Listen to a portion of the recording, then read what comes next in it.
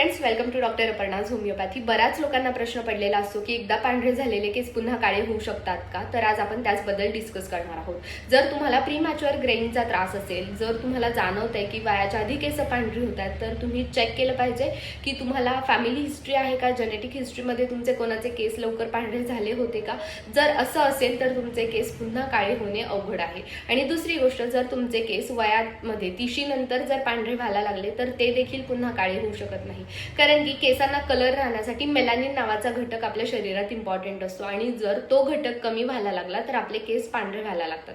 मग आता ह्याच्यासाठी आपण काय केलं पाहिजे ते बघूयात. जर तुमच्या शरीरात न्यूट्रिशनल डेफिशियन्सी असेल, म्हणजेच आयर्न, कॉपर किंवा magnesium, zinc, B12, D3, calcium ह्यांची कमी असेल तर तुमचे केस पांढरे होऊ शकतात. पण ह्या कमीमुळे जर तुम्ही सप्लिमेंट्स घेतले तर तुमचे केस पुन्हा काळे देखील होऊ शकतात. पण जर तुम्हाला फॅमिली हिस्ट्री आणि जेनेटिक हिस्ट्री किंवाच तिशी किंवा एजनिंगचा प्रॉब्लेम नसेल तरच तुमचे केस पुन्हा काळे होऊ शकतात. अशा छोट्या छोट्या टिप्ससाठी लाईक, फॉलो आणि शेअर करायला